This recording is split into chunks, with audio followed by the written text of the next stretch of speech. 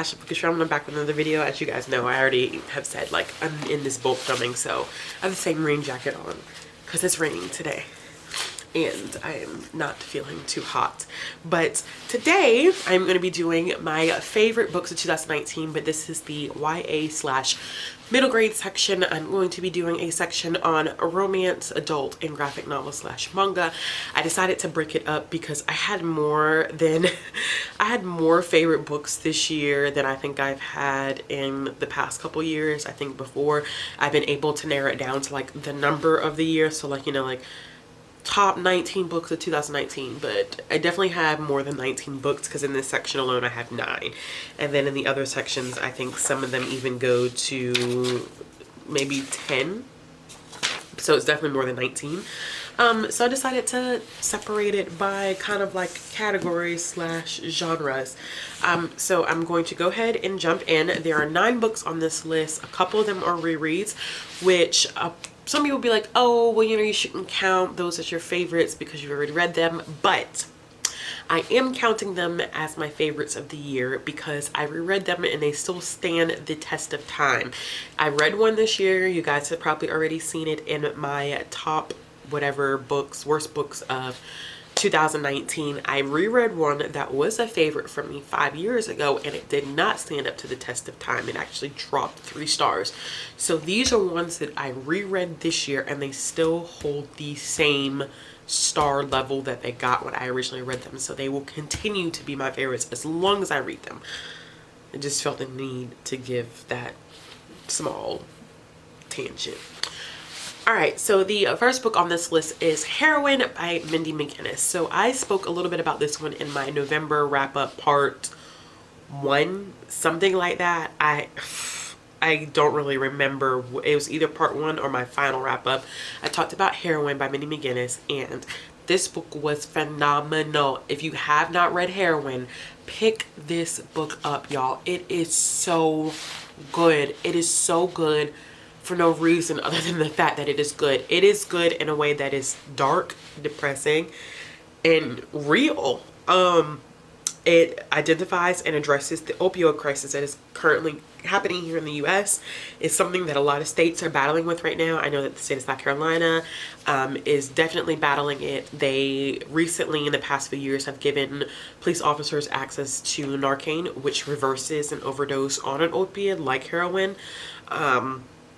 And oh goodness gracious, this book made me feel like I was in the main character's shoes. I felt like I was addicted to the book, and I think that's what Mindy McGinnis was going for, because she unseemingly slips into addiction. It's not something that you would have thought would have happened the way it happened. I mean, clearly you know it's going to happen just because of the title, that the character is going to get addicted to heroin.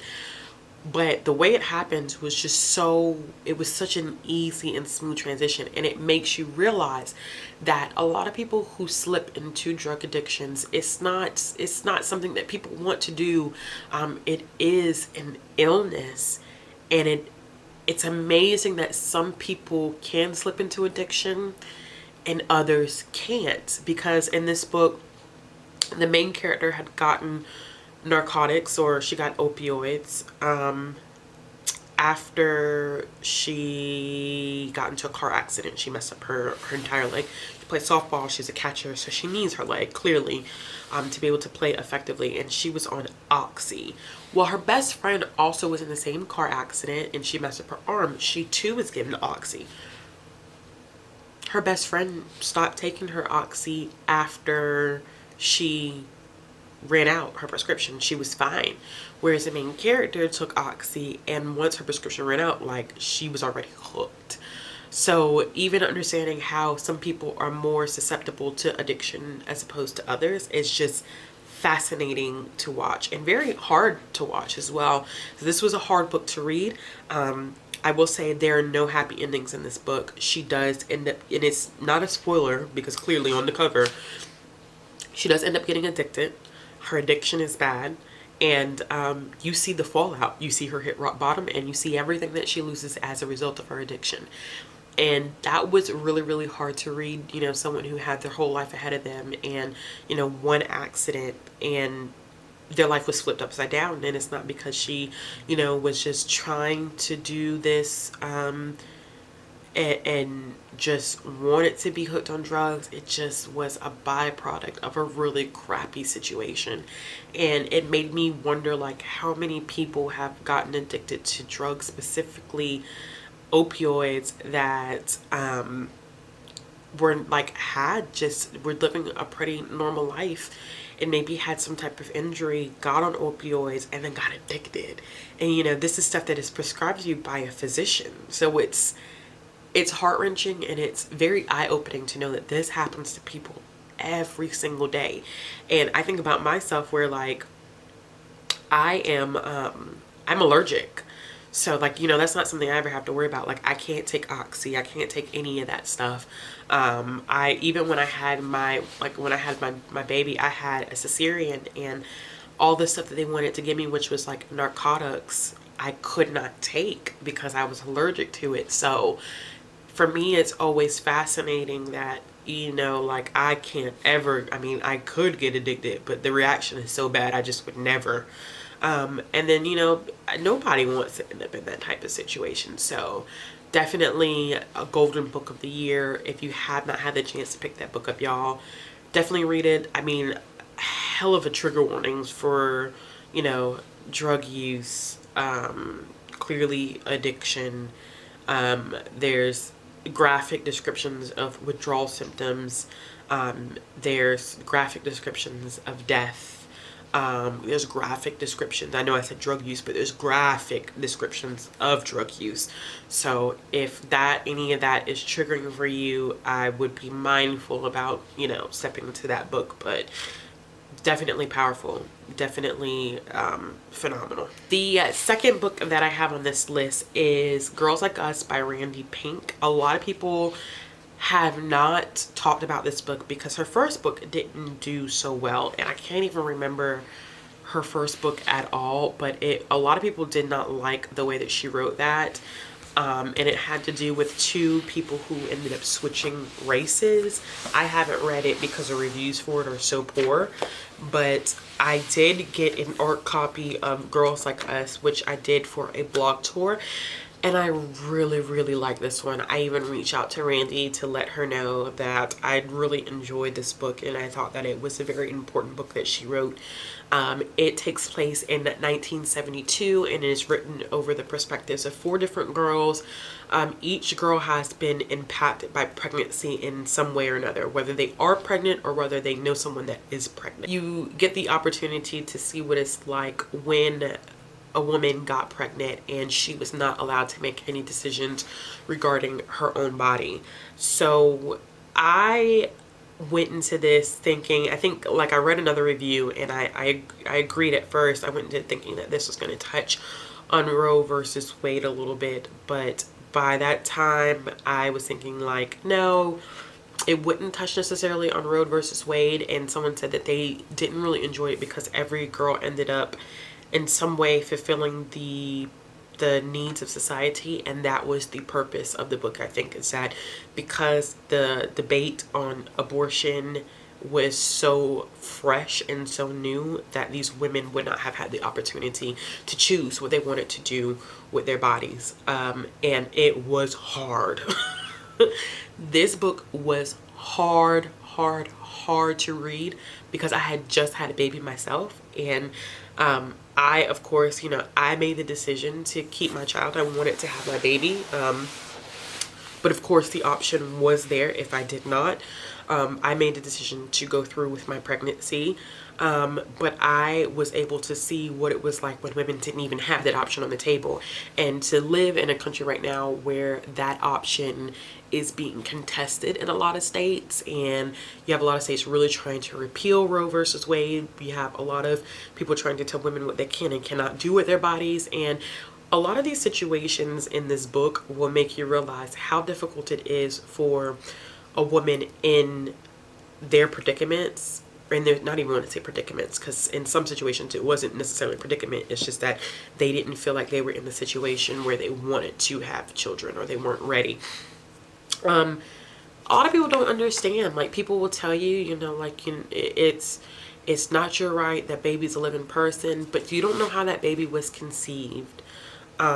You don't know under what circumstances will the mother be left in, whether she'll have familial or monetary support. Like, there's a lot that goes into it, and I'm saying that as a single mother myself, okay? Like, a lot of times, and I'm not saying that there aren't single fathers out there, because there are single fathers out there who are doing great jobs raising their kids on their own, but a lot of cases you end up with single mothers who don't have anybody helping them, and it is hard, y'all. Like, single motherhood is the most difficult thing I have done in my entire life. It is the most rewarding thing, but it is challenging. It is hard. It tests me every single day. Like, nothing about my life belongs to me anymore, and I'm okay with that. But some people aren't. Some people, it's too much. You have to be mentally, emotionally, and in some cases physically strong enough to deal with that, especially mentally and emotionally. It is enough to break anyone. Taking care of this tiny precious person that you want to do right by, you have to be in the right mental state, and sometimes you're not in the right mental state. Sometimes you have breakdowns. Sometimes you just, you know, you just want to give up, and a lot of people don't realize that. So a lot of those feelings and emotions are encased in this book, and some of the ways that these young women ended up pregnant is heartbreaking. It really, really is. And what ends up happening to them and what they have to deal with as a result, it's just, it was such a powerful book. I think it's one of these books that's going to completely fly under the radar, because a lot of people are not going to find out too much about it. I think also it may be attributed to the fact that her first book wasn't written that well, but I really, really enjoyed this one, and I did give it 5 out of 5 stars. If you can, definitely check it out. This is one of those books too, once again, that has its heavy trigger warnings for rape, incest, there's death in there, there's abuse, there's a lot. There's a lot packed into this book. So if that, I mean, it's even with the discussion of abortion, if that bothers you, I definitely would just maybe proceed with caution. But I really enjoyed it. Like I said, I think it's one that more people should be checking out. The third book on this list should be of no surprise, because my Twitter name is related to this book, and that is Slay by Brittany Morris. This is a 2019 debut, and this is a phenomenal book. It's not science fiction. It is a contemporary book, but it has gaming elements to it and like virtual reality, and it's about a young lady by the name of Kiera, and she developed this game called Slay, and it's a place for Black gamers to meet up, to feel comfortable with each other, because typically in other, I think, RPG games, is it RPG? Because, you know, I don't, yeah, it is RPG. I was like, is it RPG? In other RPG games, they found like Black people have, or people of color in general, have a difficult time fitting in. They get called racial slurs. So this is supposed to be a safe space. And then someone ends up dying over the game, and then there's this complete uproar nationally about Slay and whether it should be continued to be played, and whether it's racist, and is it totally against white people because of the fact that it only has been played by people of color.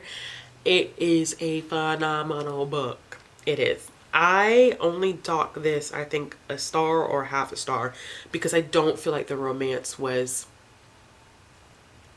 necessary. The romance is a catalyst to a lot of stuff that goes wrong, but I feel like it could have been done in a different way, because he was weird to begin with. I didn't really like him to begin with, so maybe that's why I didn't like him as a character, but he is the catalyst for some stuff that does happen in this book. But other than that, I thought it was well written. I'm definitely looking forward to seeing what else Brittany Morris is going to write. This is a book I have never felt so in touch with a book that was written for me. I think that because I annotated this one, and one of the annotations was, I think, either social commentary or just quotes that meant so much to me. I have never identified with a book so much, especially not a YA book, where the characters like understand like everything about like even my hair. Which is such a hot topic amongst black women, just culturally, just like hair. That alone, y'all, meant so much to me. So I had to include this book because Brittany Morris wrote this book for black girls and black women and just black people. And y'all, it's super important. It's just it's super important book culturally. And I really appreciate her for writing it. So if you haven't read Slay, definitely check it out. The next book is Kingdom of Souls by Rena Barron. This is one that I got sent so many freaking copies of. I got sent 2 finished copies and a art copy through, I forget how I got it. But I was like, okay, why am I getting so many copies of this book? This book was so good. I did a full review in this book, so I'm not going to talk about it here. I will link the review up in the card symbols. I had a problem with the romance. I thought it was slow a little bit in the middle, but my goodness, that beginning and that ending was everything I could have hoped for in this book. It was so good. I can't wait to see where she takes it in the next book. If you haven't read Kingdom of Souls, definitely pick it up whenever you get the opportunity. And I feel like, oh gosh, y'all, I'm gonna say the next book, but I like these next 2 books are there's 3 books on here that are middle grade. I did not have a lot of favorite middle grade this year. I don't know why, considering I read so much middle grade, but maybe next year. But this next one is a middle grade book, and it's The Hidden Kingdom by Toole T. Sutherland. This is the 3rd book in the Wings of Fire series. I had to look at my shelf right here because I was like, what's the name of that series? And this is a series that takes place from the perspective of the dragons. I thought the first one was okay. I thought the second one was okay, but this 3rd one kicked it up a notch. Each book is from a different dragon's perspective because it's about these 5 dragons that are part of what they call the Dragonette Prophecy. And in this prophecy, they're supposed to stop all the fighting between the dragon kingdoms. And what we get is that each one of these dragonettes is supposed to fulfill a prophecy gets their own book. And we visit the kingdom that they're associated with. So in the first book, we get the perspective of Clay and we visit the Mudwing Kingdom. In the second book, we get the perspective of Tsunami and we go to the Seawind Kingdom. And in the 3rd book, which is where I'm like, oh my gosh, this series is so good, we go to the Rainwind Kingdom and it's from the perspective of Glory. These books, y'all, are so good. They're so good. Oh my goodness, they're so good. And I can't even talk about this book because it's the 3rd book in the series, but just know that it's awesome if you like dragons. Sorry if you can hear the rain, but it's awesome if you like dragons, if you like action. If you like books where you can't really trust anybody, oh gosh, like hands down is probably one of my new favorite middle grade books. I'm definitely enjoying it. There's like 13 books now, so probably one of my goals needs to be to finish this series next year. The next book on this list, book number 6, is Front Desk by Kelly Yang, and this is a story about a young girl and her family who have immigrated from China to the United States, and they run a hotel. And this book really touches on a lot of discrimination in terms of race and culture and how people can make assumptions about each other, and you know, what is the true meaning of the American dream. I love this book. I listened to it on audio. The narrator was great. I reached out to Kelly Yang to let her know that her book was great. And this is her debut book. It didn't come out this year. I believe it came out last year. But she has a second one in this book, in this series, coming out, as well as a 3rd book that's not related to the series that's coming out next year. And I will be acquiring all 2 of those. I need to buy Front Desk. Like, that book was so powerful. Like, it's one that I want my daughter to have when she gets old enough to read, because I think it's phenomenal, and I think that she would truly enjoy it. So like I said, powerful book, great for a middle grade audience, touches on some very important issues related to what's going on in the United States right now. So if you have not had the chance to read it, definitely check it out. The next book is on my list is another reread, and it is Assault to the Sea by Ruta Sepetys. So good. And I said another reread, y'all. I haven't reread any of these books this is the first reread that's on this list. Love this book. Heartbroken over this book. 5 out of 5 stars. I went and bought the rest of Ruta Sepetys' books because of this book. Even though it was my second time reading it, I made sure I had everything else in her collection. Everything else that she has written, because this was so good. And it made me cry. And I'm not going to talk about it much because I have a full review on this, full book talk, and the title of that video is It Made Me Bake or Cry. So I'm going to link that one up in the card description if you're interested in checking out my thoughts. The next book on this list is a reread, and it is Sea of Monsters by Rick Riordan. Everybody knows about this book. I really don't need to say much.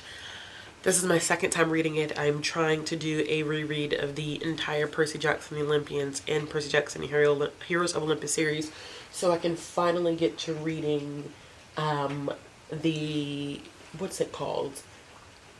The Magnus Chase books, as well as the Trial of Apollo books.